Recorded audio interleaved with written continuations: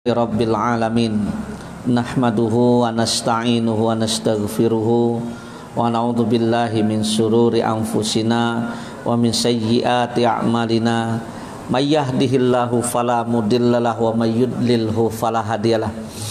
Asyhadu an la ilaha illallah wahdahu la syarikalah wa asyhadu anna Muhammadan abduhu wa rasuluhu la nabiyya wa la rasulahu ba'dah. Allahumma salli wa sallim wa barik ala habibina wa qudwatina wa rasulina Muhammadin sallallahu alaihi wasallam wa ala alihi wa ashabihi wa man tabi'ahum bi ihsan ila yaumil qiyamah. Usini wa iyyakum bi taqwallah faqad fazal mu'minunal muttaqun kama qala Allah ta'ala fi kitabihil karim ba'da a'udzu billahi minasyaitonir rajim. Ya ayyuhalladzina amanu taqullaha haqqa tuqatih wa la tamutunna illa wa antum muslimun. Ya ayyuhalladzina amanu taqullaha wa qulu qawlan sadida yuslih lakum a'malakum wa yaghfir lakum dzunubakum wa may yuti'illaha wa rasulahu faqad faza fawzan 'azima. Wa kama qala Rasulullah sallallahu alaihi wasallam ittaqillaha haitsu ma kunta wa atbi'il sayyi'atal hasanata tamhuha wa khaliqin nasa bi khuluqin hasanin. Taib ikhwani fillah syadakumullah rahimani wa rahimakumullah. Senantiasa lisan kita bersyukur kepada Allah Subhanahu wa taala. Kita bersyukur atas setiap limpahan rahmat, atas setiap curahan nikmat, atas setiap karunia yang senantiasa Allah hadirkan dalam kehidupan kita. Salawat serta salam semoga pula senantiasa teraturkan dan tercurahkan kepada qudwatuna Nabiyuna Muhammad sallallahu alaihi wasallam. Semoga pula senantiasa tercurahkan kepada segenap keluarganya, kepada seluruh para sahabatnya, dan juga kepada semua para pengikutnya yang senantiasa istiqomah dengan keimanan sampai dengan yaumul qiyamah kelak. Amin ya rabbal alamin. Taib ikhwani fillah rasyadakumullah rahimani wa rahimakumullah. Alhamdulillahirabbil alamin. Kita kembali bersua dan berjumpa edisi tanggal 10 Rabiul Akhir 1442 Hijriah. Mohon maaf, maju lagi ikhwan, itu yang belakang pada baru datang, jadi diharapkan agar bisa melapangkan bagi mereka. Silakan. Ya, maju lagi. Ya.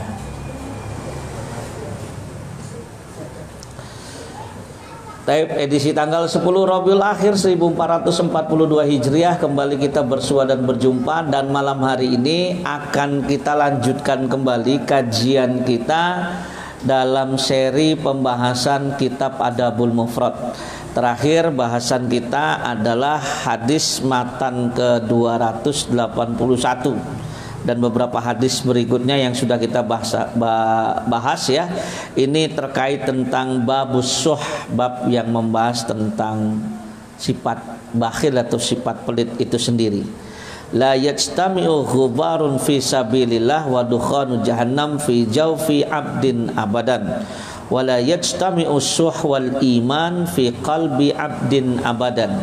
Kata Rasulullah, tidak akan berkumpul antara ghubar, ya, debu perjuangan di jalan Allah dengan asapnya api neraka jahanam, tuh nggak mungkin kumpul, ya. Satu sisi berjihad, di satu sisi kok masuk neraka. Kalau pas sampai masuk neraka sudah berjihad, pasti ada yang salah.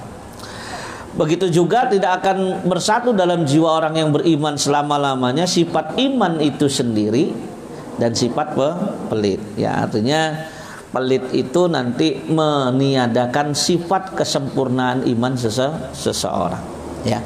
Sekarang kita masuk kepada pembahasan baru, ya. Jadi ini kita bahasannya tentang 4 perkara nih, ya. Saya baca terlebih dahulu. Hadatsana Abdullah ibnu Salih qala hadatsani Musa ibnu Ulay an abihi an Abdullah ibni Amrin qala, telah meriwayatkan kepada kami Abdullah bin Salih, beliau berkata telah meriwayatkan kepada saya Musa bin Ulay dari bapaknya dari Abdullah bin Amr, beliau berkata arba'un khilalin idza utitahunna fala yadurruka ma'uzila angka minad dunya. Ada 4 perkara, ada 4 sifat, ya, yang apabila 4 perkara atau 4 sifat ini terkumpul dalam jiwa seseorang, maka tidak akan membahayakan dirinya apa-apa saja yang luput dari perkara dunia. Jadi nggak punya apa-apa di dunia nggak apa-apa, yang penting punya 4 ini, ya. Mau dipandang orang sengsara, mau dipandang orang itu nggak punya duit, nggak punya jabatan, status sosialnya biasa-biasa saja, nggak jadi masalah. Asal punya 4 perkara. Kenapa? 4 perkara ini lebih daripada cukup untuk mengangkat derajat makomnya seseorang di sisi Allah Subhanahu wa ta'ala, ya. Jadi seandainya kita bukan siapa-siapa, pengen menjadi siapa-siapa, miliki 4 sifat ini, ya. Nggak punya jabatan, nggak punya harta, punya 4 sifat ini, itu lebih daripada cukup untuk memuliakan kita. Perkara apa saja itu? Yang pertama, husnu khaliqah, akhlak yang mulia, ya. Akhlak mulia ini mahal harganya, ikhwan, ya. Akhlak yang mulia ini mahal. Lihatlah betapa mahalnya. Bahkan seseorang dengan ilmu yang banyak, gelar yang berderet, tapi kalau akhlaknya tidak mulia, maka yang bersangkutan akan rendah di mata masyarakat, rendah pula di hadapan Allah Subhanahu wa ta'ala. Kita punya gelar banyak, ilmu banyak, tapi akhlaknya buruk, sama orang mandang rendah terus. Kalau ngomong nadanya tinggi terus, betah nggak kira-kira antum? Antum ikut pengajian, kita ambil amsilah nih ya, ustadznya gelarnya LC, MA, profesor, doktor, ya, basic pendidikannya masya Allah luar biasa, lulusan terbaik, kalaupun lulus gelarnya cum laude, maksudnya, ya. Cum laude itu mungkin kalau bahasa Arabnya mumtaz mungkin ya. Ya kira-kira begitu lah ya. Cum laude itu mumtaz lah seperti itu. Tapi lihatlah terhadap orang yang dia pandang ilmunya di bawah, dia meremehkan. Ya. Nah, sombong itu kan gitu terminologinya. Sombong itu, ya, dia meremehkan manusia, ya, dan dia cenderung menghindari kebenaran. Itu sombong, orang sombong. Mengabaikan kebenaran, meremehkan manusia, sombong. Anda mau bicara dengan saya? Iya. Ngomong-ngomong, pendidikannya udah nyampe mana ya? Kalau belum dokter, belajar aja dulu, nggak usah bicara sama saya. Kira-kira kayak gitu. Betah nggak antum kayak gitu belajar sama orang begitu? Ilmunya banyak tapi akhlaknya masya Allah luar biasa, jauh dari apa? Dari harapan.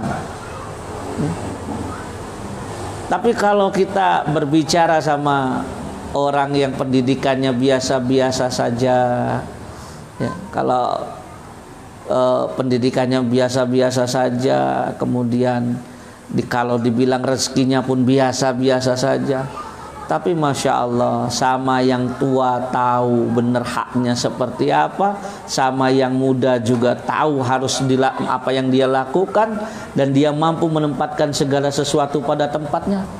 Ini enak bergaul dengan orang seperti ini.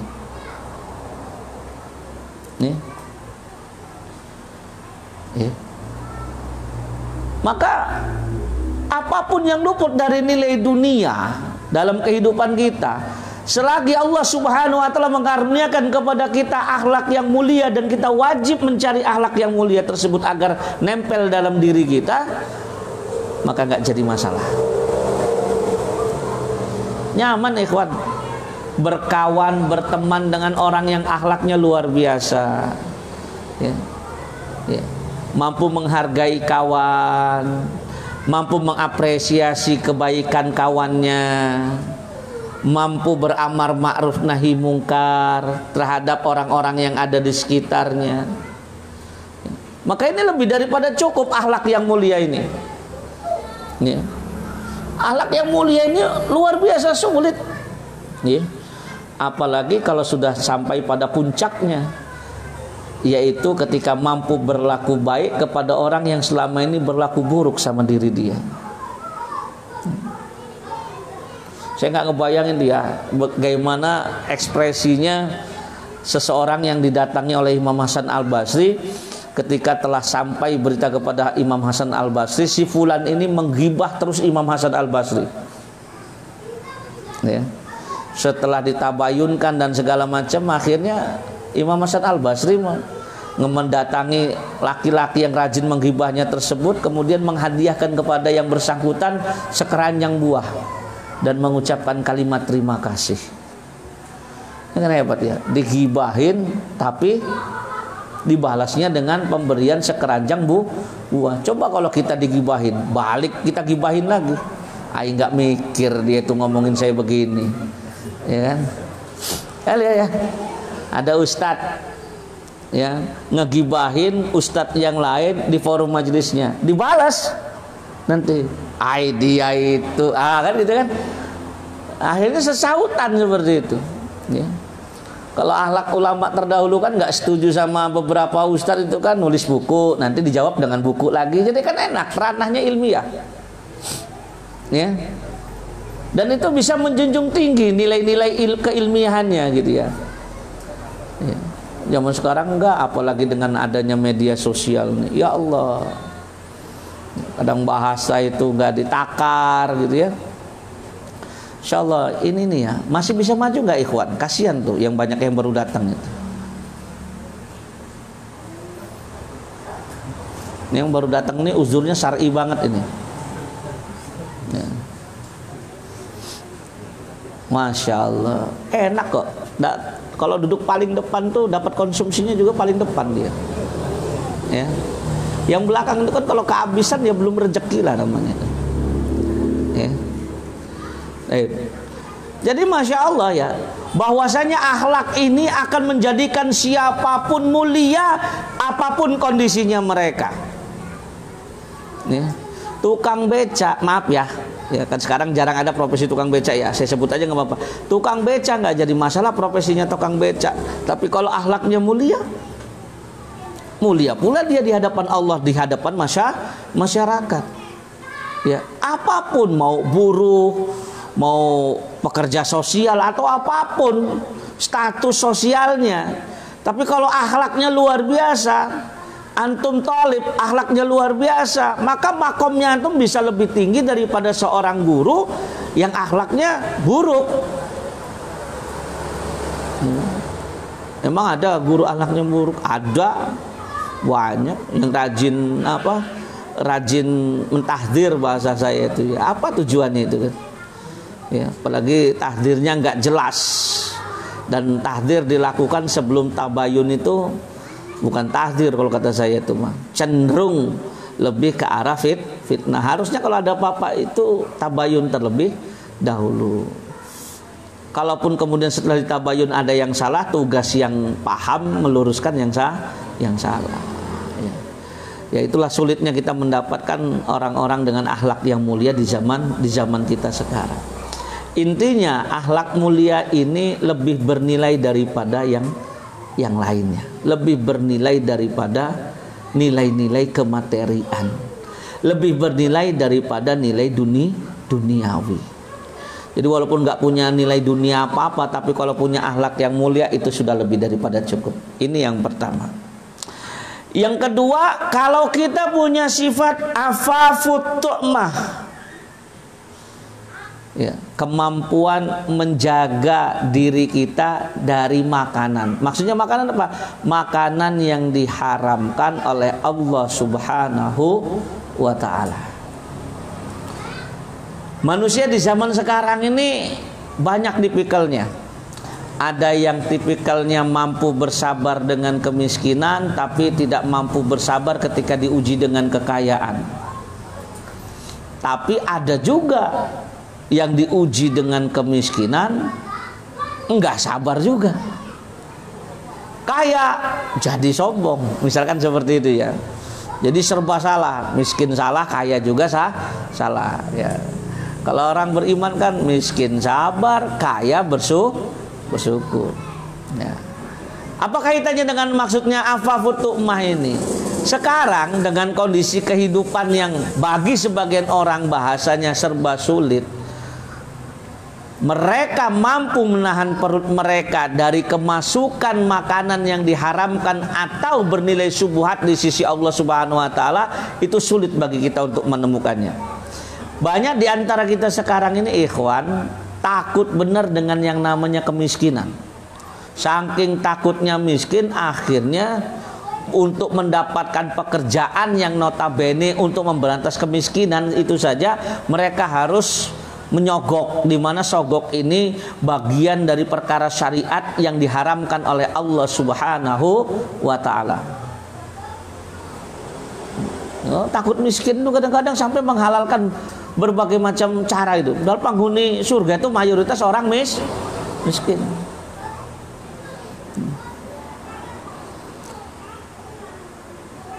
Kerja tapi harus nyogok dengan enggak ngambil kerjaan itu tapi bekerja biasa, penghasilan biasa. Ini terjamin nih.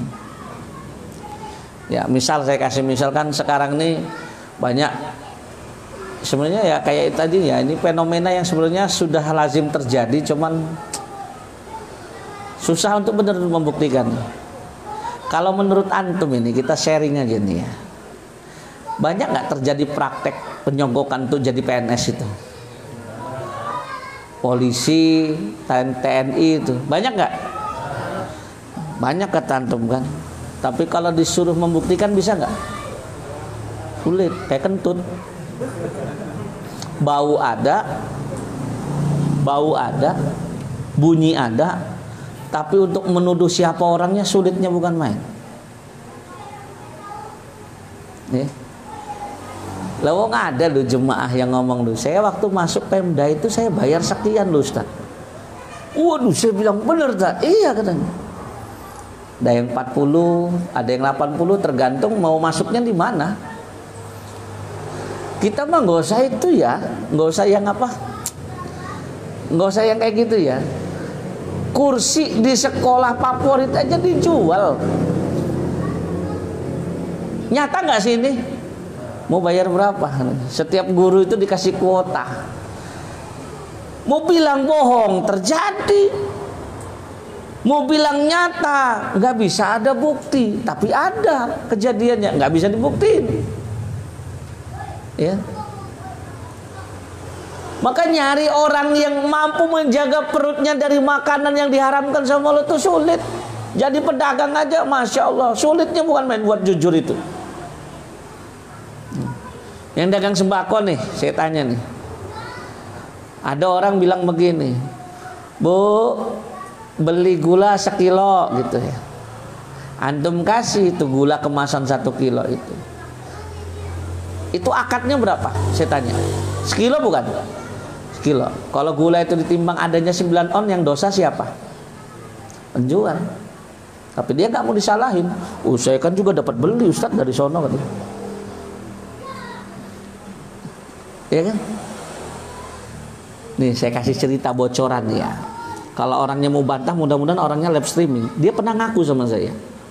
Pengelola SPBU-nya dia ada legalitasnya, pasti pas. Aslinya pasti pas tuh ya nggak bakal pas. Gimana mau pas Pak Ustadz?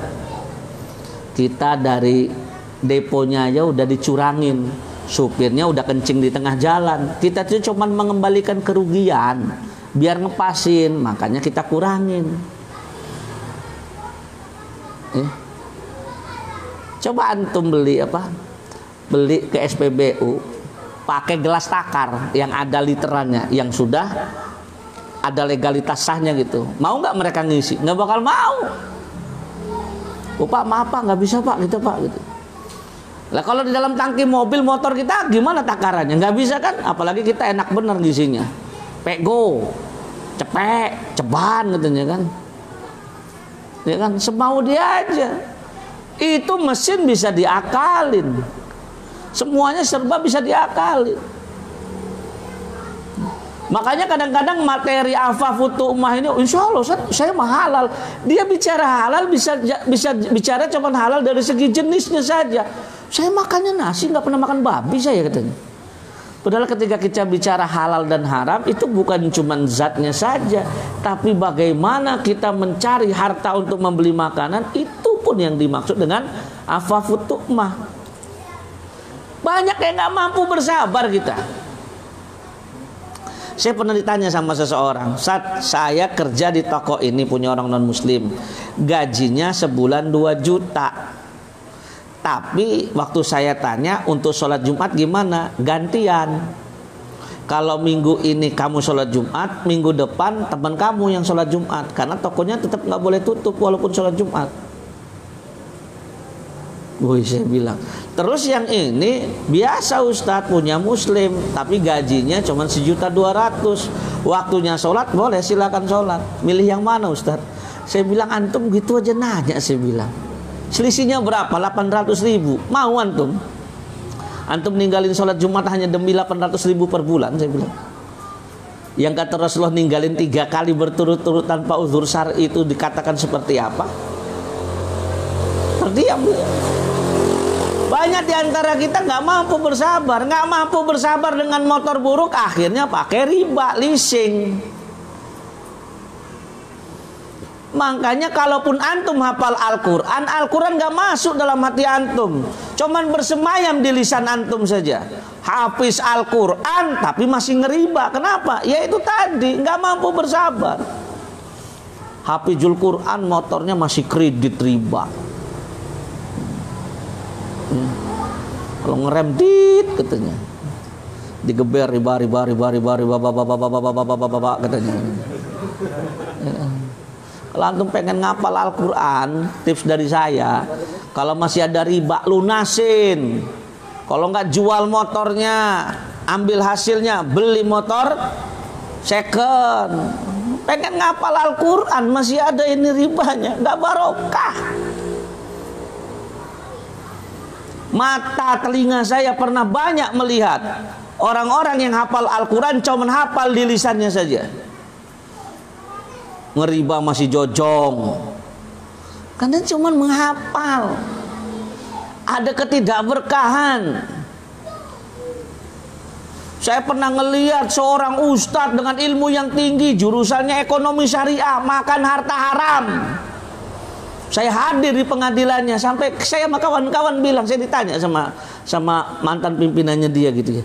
Saya bingung ilmunya dia di mana. Itu bukan lulusan ustadz lokal loh. Ustadz interlokal loh itu loh. Internasional maksudnya. Ekonomi syariah, LC. Masuk penjara gara-gara judi. Ya. Kalau bagi saya ini ada yang dipertanyakan ini. Bisa jadi waktu bayar kuliahnya dulu duitnya itu kata tadi tuh dari yang nggak haram itu, yang nggak halal itu haram. Dan kadang-kadang kalau kita nemu ya, ada anak kita susah diatur, istri kok sering ngebangkang. Coba antum koreksi dulu pekerjaan antum tuh. Ada nggak nilai syubhat? Urusan rumah tangga berantakan. Bisa jadi penyebabnya adalah karena harta haram. Harta haram tuh ngerebet kemana-mana. Makanya ngelihat ada orang maaf ya Pak ya, penghasilan pas-pasan tapi perutnya bagus dari makanan yang haram. Orang tuh bagus aja. Nggak hafal Al-Quran tapi santun, nggak hafal Al-Quran ibadahnya luwes bagus, enak dia. Susah nyari orang yang mampu menjaga perutnya dari makanan yang diharamkan oleh Allah Subhanahu wa ta'ala. Nyari orang yang qanaatu bil qalil, mau bersyukur atas rezeki yang didapatkan walaupun sedikit.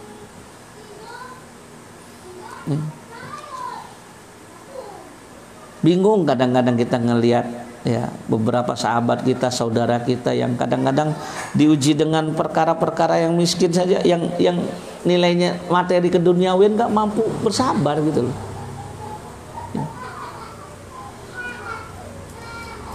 Gimana saya mau bayar anak saya sekolah kalau udah nggak kebayar lagi, tinggal nggak usah sekolah. Apa kemuliaan kita ada di sekolahan? Ya, saya banyak nemu anak-anak yang nggak sekolah formal tapi mereka begitu luar biasa jadi orang. Ya, mereka perkuat nilai-nilai ibadah mereka, diajarkan Al-Quran di rumahnya, ditanamkan nilai-nilai adab. Kenapa kita harus menempuh 1001 cara, bahkan berani menghalalkan sesuatu yang telah diharamkan oleh Allah Subhanahu wa ta'ala? Kenapa nggak hijrah saja, keluar saja dari pekerjaannya?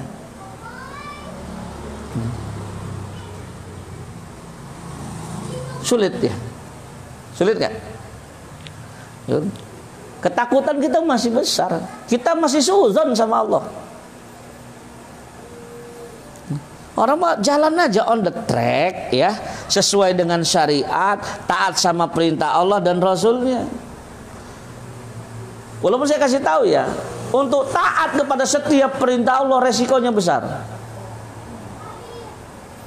Saya banyak punya murid di instansi pemerintahan yang idealismenya tinggi, rata-rata dipojokin, karirnya bahkan dimandekin.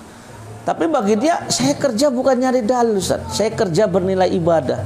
Yang penting hasil gaji saya cukup buat makan, cukup buat pendidikan anak-anak, itu sudahlah. Bisa sedekah dikit-dikit sudahlah. Nggak kebeli mobil nggak apa-apa, saya pakai motor juga. Ada yang model begitu. Hidupnya bahagia, tenang, senyumnya lebar, kayak senyum pasta gigi itu loh. Kalau orang kan banyak loh sakinah yang palsu loh, ya. Sakinah palsu itu ketenangan dalam kehidupan rumah tangga tapi palsu. Kelihatannya mewah kehidupannya tapi palsu. Mau tidur ngurut ini jidat nih. Aduh, tanggal berapa ya? Tanggal 24. Aduh, jatuh tempo. Ini jatuh tempo mobil yang mana ya katanya. Tiap hari yang dipikirin utang riba. Ya. Kita itu kadang-kadang ya nggak mampu bersabar itu tadi itu, ya kan. Kuliah malu amat ya pakai motor jangkrik katanya, ya kan. Apalagi kalau lagi pengen ngebidik akhwat. Saya tuh ketemu orangnya, tapi orang awam ini ya. Dia itu triknya masya Allah luar biasa. Jadi pas lagi pengen ngedeketin cewek, dagangnya dikencengin sama dia. Dia ngambil motor udah sekelas moge. Mereknya apa ya itu ya, lupa saya, Ducati. Saya juga sampai bingung, ya Allah.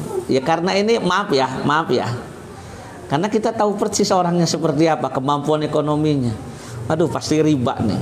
Iya, ceweknya berhasil dideketin, udah jadi bini, sudah motor itu dilepas. Nanti ada lagi kasusnya yang lain, ngambil mobil buat petantang-petenteng dulu. Kadang-kadang gitu dia. Bahkan untuk mendapatkan istrinya pun harus gitu caranya, nipu diri sendiri. Nggak mampu dibilang mampu.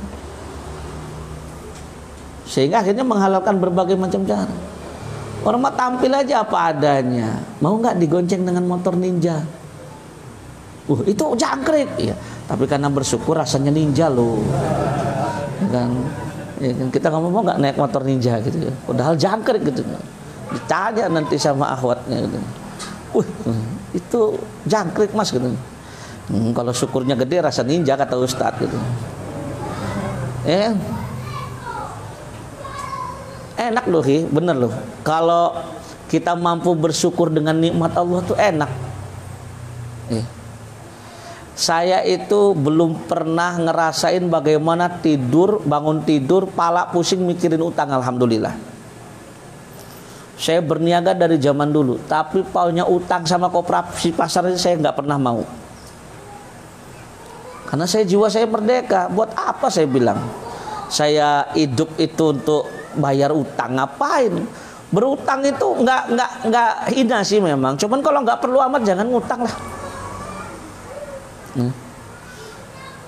Saya ini kalau dihitung pedagang ya, saya ngitung saya pulang dari Jawa aja udah hampir 20 tahun saya berdagang.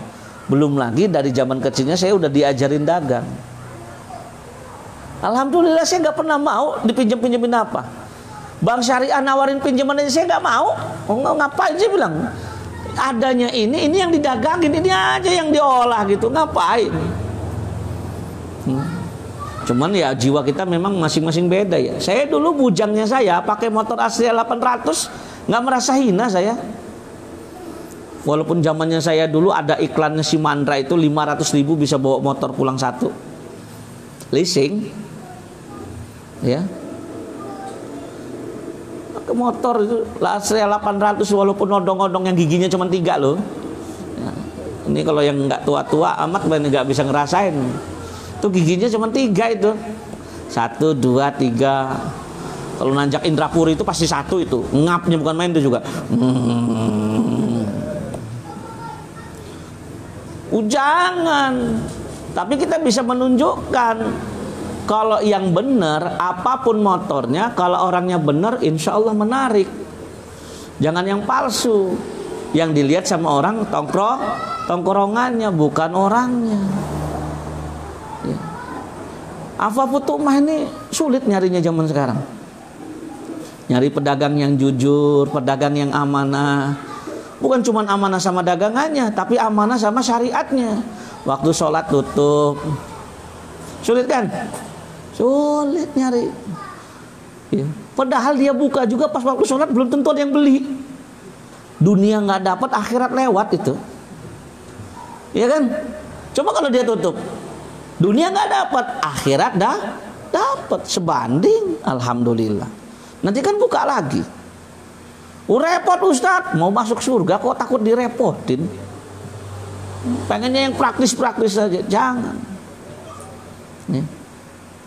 Afafut tu'mah. Ya, nanti kita banyak tanya jawab aja terkait tentang masalah afafut tu'mah ini.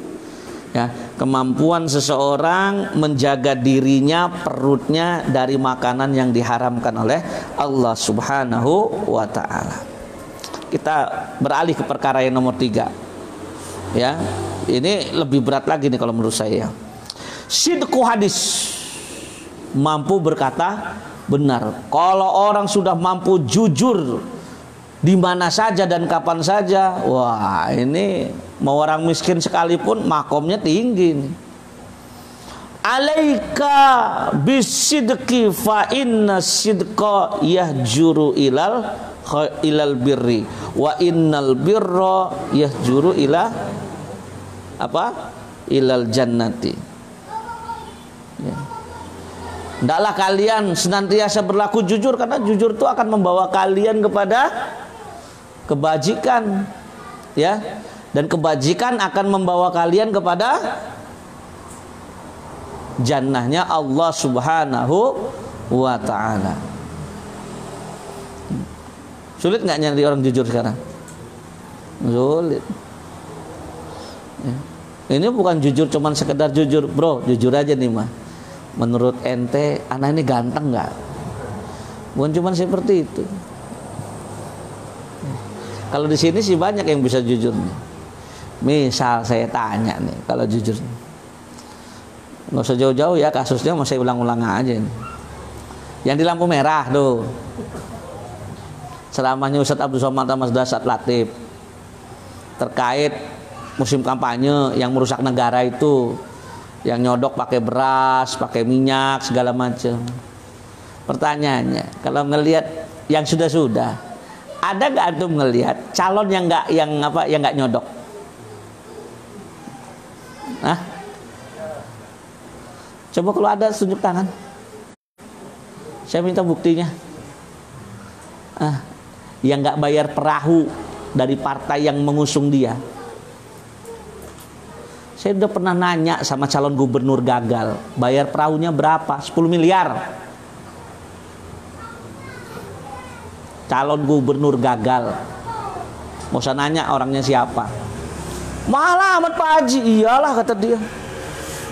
10 miliar bayarnya aja. Itu belum bikin kaos ya Pak Haji ya? Belum katanya.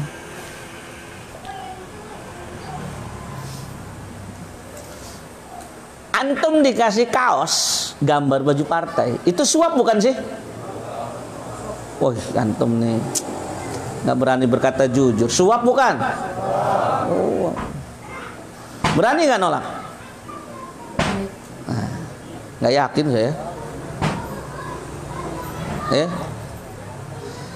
Selasa pekan kemarin pulang dari ngajar saya, sempat dikasih sesuatu, pengen dikasih sesuatu saya, tapi dengan bahasa, untung dengan bahasa isyarat tubuh aja.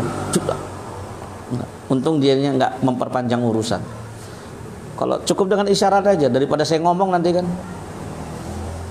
Saya itu kalau ada calon pengen sosialisasi, ya nggak apa-apa sosialisasi aja, tapi jangan pakai bagi-bagi souvenir dong. Pembagian karena lagi berkontestasi itu kan bagian daripada suap lah. Itu subuhatnya sama persis antum punya utang, nggak biasa ngasih, pas bayar utang ngasih. Pertanyaan cuma satu, kalau nggak ngutang ngasih nggak? Kalau nggak ngasih, maka pemberian antum itu riba. Kalau saya logika aja, nggak usah pakai dalil nakli. Kalau saya pakai dalil akli. Boleh ustadz lain di Bandar Lampung ini berbeda pendapat sama saya, tapi kalau saya ada orang punya utang 1 juta, pas bayarnya itu 1.100.000 diniatkan sedekah buat uang jajan anaknya. Antum mau niatkan bagaimanapun, karena pemberian antum berbarengan dengan bayar utangnya, kalau saya menghukuminya riba. Kalau ustadz lain kan nggak apa-apa sih kalau asal niatnya sodako. Repot kalau kayak gitu. Ya. Syariatnya nanti bisa diakal-akalin. Ya. Syariatnya udah mudah, jangan diakal-akalin gitu loh. Ya. Ayo sekali lagi. Ada calon bagi-bagi kaos, suap bukan? Bagi-bagi stiker, suap bukan? Yakin suap? Antum nerima neraka loh.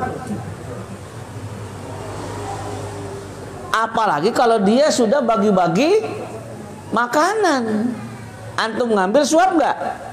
Suap.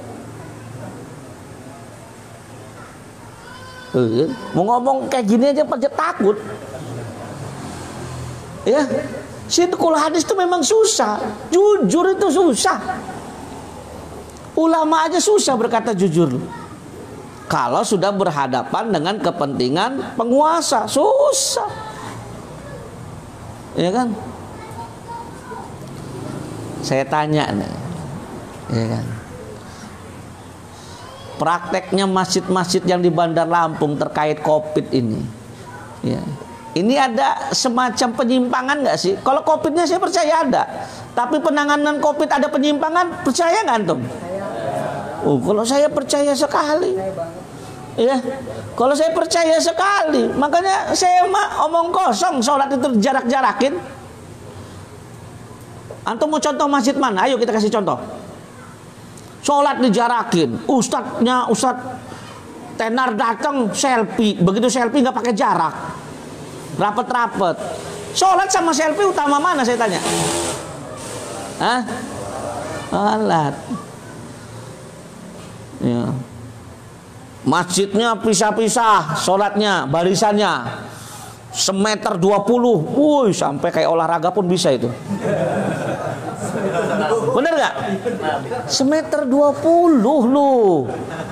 Gak apa-apa nih yang ketua masjidnya tersinggung gak apa-apa nih. Giliran sarapan subuh habis kajian nempel-nempel, duduknya bareng. Kita per-peran aja. Sholat rapet, duduk rapet, pakai masker silakan pakai masker. Ya kadang-kadang social distancing, kalau yang nggak disenengin social distancing. Nah, kalau yang melakukan pejabat atau keluarga pejabat mah nggak ada social distancing lah, betul nggak? Sekolah dilarang karena apa? Karena social distancing segala macam. Buktinya saya kasih contoh nih, waktu kasusnya si Ali Jaber itu. Ya. dia ditusuk. Besoknya sudah terlanjur menyebar acara undangan makan. Yang diundang aslinya cuma 50 orang. Saya punya 3 undangan. 3 undangan saya. Saya, ibu saya, istri saya. Yang ngundang saya tanya, boleh nggak saya bawa anak? Halal nggak kalau makan? Saya sampai nelpon, halal Ustadz, bawa aja. Berarti boleh. Nyampe sono karena saya Ali Jaber habis ditusuk bes kemarinnya, datang orang-orang yang nggak diundang itu. Saya sampai ngomong di forum itu. Saya Ali Jaber di depan. Ini saya bilang aturan kita makan enak nih, karena undangannya cuma 50, yang datang sampai 300 nih saya bilang. Saya sampai bilang nih yang diundang datang makan hidangan ini haram hukumnya. Nggak apa-apa mau dibilangin gimana juga. Ya haram kalau bagi saya. Anda nggak diundang, ini acara makan. Emang boleh nggak diundang antum datang ikut makan? Saya mau nanya, pikir siapa yang antum anut? Kecuali antum datang, Pak, saya ikutan ya Pak, minta sedekahnya ya Pak. Ini enggak, masuk-masuk aja. Acara tadinya makan bareng berubah jadi konvensi pers. Betul nggak? Betul. Saya geleng-geleng kepala, aduh saya bilang, kenyang enggak ini saya bilang. Sampai yang undang saya itu merasa nggak enak sama saya. Ustaz, ayo Ustaz, kita balik aja Pak. Yuk kita makan ke tempat yang lain katanya. Dia nggak enak loh. Saya udah ngebatalin, diundang. Senin loh itu acara tuh. Kita biasa saum Senin, Kamis. Bener Pak, yaudah. Saya makan lagi siangnya. Senampan isi 7 orang. Wih, nggak ada social distancing terus dibilangnya. Di Alparuk aja makan senampan itu 4 orang. Waktu di Babarayan itu senampan 7 orang. Waduh, saya bilang. Itu kita pengen ngambil apa tusuk gigi aja, kata tusuk giginya Mubazir Pak katanya, nggak ada yang ditusuk katanya. 3 suap habis 7 orang saya bilang.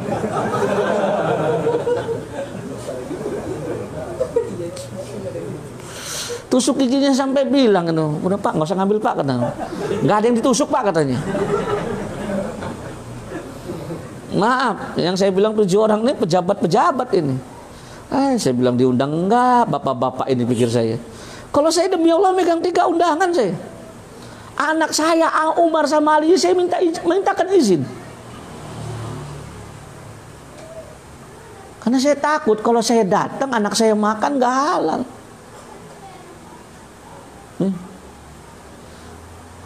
Kalau saya enggak ngomong bener aja sulit kalau zaman sekarang. Kayak tadi itu ya, nggak diundang makan halal nggak? Saya tanya, nggak diundang makan halal nggak makanan antum tuh? Haram. Cuman saya yang berani ngomong, yang lain diem aja. Saya mau ngomong, aduh saya bilang nih yang diundang makan nih haram nih saya bilang. Yang nggak diundang datang makan haram ini saya bilang. Ramenya bukan main. Ada yang datang, saya calon wali kota, bodoh amat dalam hati saya. Orang acara makan ngapain jadi acara politik nih pikir saya ini. Itu kadang-kadang nyari panggung kalau memang mau pilkada itu.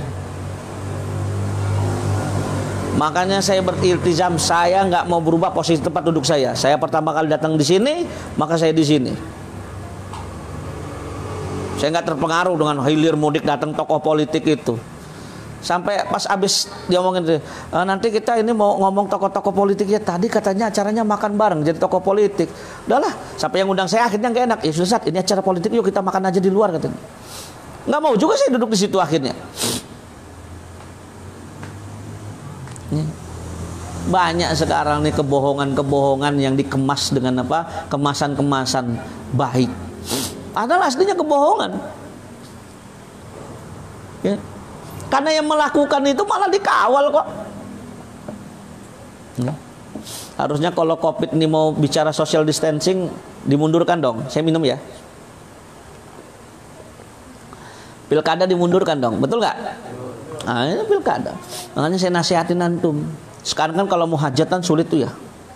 Izin kiri, izin kanan, depan, belakang ya kan. Banyak benar perizinannya ya.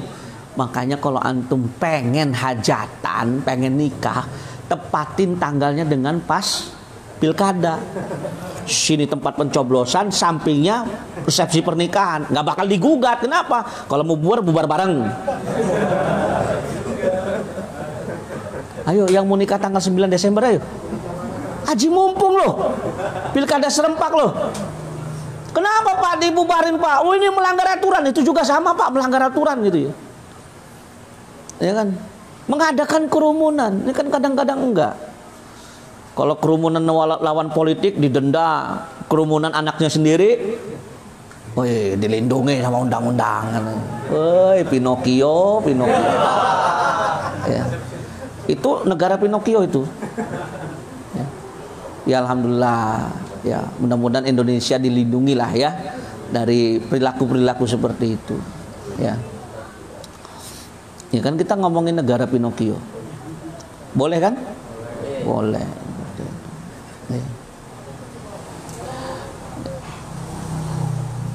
Susah untuk berkata benar, susah. Makanya kalau ada orang sudah bisa berkata benar, mau orang tuh maaf yang ngomong nggak punya nilai dunia, berharga di hadapan Allah dia. Maka di sini kalimatnya manis ya. Arbaun khilalin idza utitahunna fala yadurruka ma'uzila anka minad dunya. 4 perkara yang apabila diberikan kepada engkau maka nggak bisa memberikan mudarat. Perkara-perkara dunia yang lepas itu nggak apa-apa, nggak dihargai sama manusia juga. Kalau bisa berkata benar mah insya Allah dimuliakan sama Allah Subhanahu wa ta'ala. Bukankah dalam mahfudz itu ada kalimat qul haqqa walau kana muron, katakan yang hak walaupun yang mengatakan yang hak itu pasti pahit rasanya. Ngomong benar itu resikonya banyak. Ya, ngomong benar tuh resikonya banyak. Ya. La haula wala quwata illa billah. Ya, mudah-mudahan Allah karuniakanlah kepada kita semuanya kemampuan berkata benar. Kemudian yang terakhir hifzu amanah.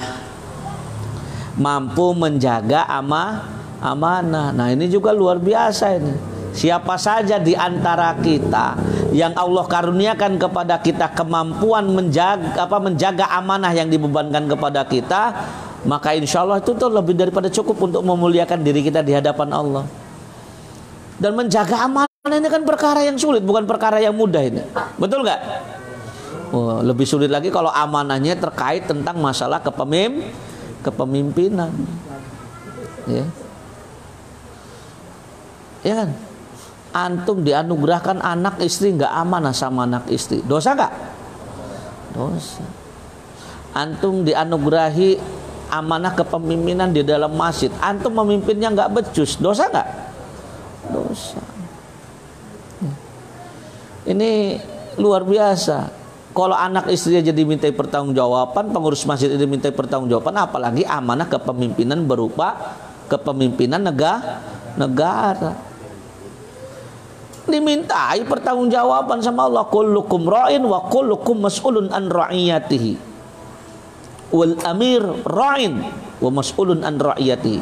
Pemimpin itu bertanggung jawab dan dia akan dimintai pertanggungjawaban terhadap apa yang dia pimpin. Ya. Mayoritas rakyatnya merasa dizolimi, tinggal ngadu aja. Sayangnya kita ini dizolimin tapi nggak sadar dengan posisi kita yang dizolimin. Padahal orang yang dizolimin itu doanya mustajab loh. Cuman sayang ya kita ini udah dizolimin, kitanya nggak taat sama Allah lagi ya. Kalau orang dizolimin doanya mustajab. Bayangkan orang-orang yang dizolimi ya terhadap pemimpin yang berlaku khianat itu, tinggal berdoa kepada Allah. Doanya serentak bareng nilainya sama lagi. Ya Allah, berkahilah pemimpin kami yang solih, ya Allah, yang berlaku amanah terhadap kepemimpinannya dan mampu berlaku adil di tengah-tengah masyarakatnya. Berkahilah keluarganya, ya Allah, berkahilah kehidupan semua keluarganya, ya Allah. Tapi ya Allah, siapa saja pemimpin di antara kami, ya Allah, yang berlaku khianat terhadap kepemimpinannya, sewenang-wenang terhadap rakyatnya, balaslah ya Allah dan perlihatkan kepada kami balasanmu terhadap pemimpin yang zalim tersebut, ya Allah. Coba kalau kita yang terzolimi itu doanya gitu semua serentaknya. Cuman kita ya habis sholat aja nggak doa, bingung jadinya. Ya. Saya tuh kalau ditanya gini, kayak tadi siang saya ditanya, Sat, pemimpin kita kayak gitu karena kitanya begini. Iya, kita itu dapat pemimpin seperti itu karena pemimpinan itu cermin daripada rakyatnya. Karena mentalnya kita dikasih 100.000 untuk 5 tahun aja mau, maka pemimpin kita juga begitu. Yang pragmatis, bersifat politis, dan hanya mementingkan kelompok dan dirinya saja. Karena kita juga begitu. Alah bodo amat lah, cuman saya sendiri ini, ambil aja lah, ini nggak ada orang lain, ini 100.000 mah. Ya kan? Itu gambarannya. Secara mayoritas. Makanya kalau pengen ngerubah, dimulai dari diri kita. Berani mengatakan tidak kepada sesuatu yang nggak benar, termasuk terhadap pemberian yang tadi kita ceritakan itu tadi. Karena kita itu diadab sama Allah itu ya salah satunya dengan cara ya dikasih pemimpin yang zalim itu. Kalau kitanya juga berbuat zalim, karena hakikatnya pemimpin itu cerminannya kita, rakyatnya. Ya. Maka kepada siapa saja di antara kita yang dibebankan oleh Allah atau oleh Rasulnya atau minimal oleh orang-orang yang ada di sekitarnya tentang suatu amanah, maka berlakulah amanah. Kalau enggak, celaka nanti kita. Ya. Celaka. Ya. Orang yang amanah terhadap setiap amanah yang dibebankan kepadanya, maka orang itu bisa menjadi tetangganya Rasulullah SAW kelak di surganya kelak. Dan inilah 4 perkara, ikhwan.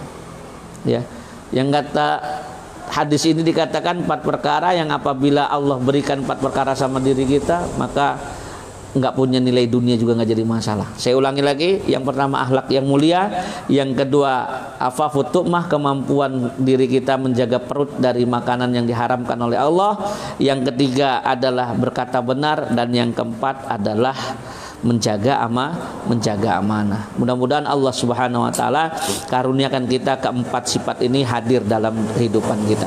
Ini materi yang bisa saya sampaikan pada kesempatan malam hari ini. Mudah-mudahan bermanfaat. Barakallahu fikum. Subhanakallahumma wa bihamdika asyhadu an la ilaha illa anta astaghfiruka wa atubu ilaik. Aqulu qouli hadza wa billahi taufiq wal hidayah. Assalamualaikum warahmatullahi wabarakatuh.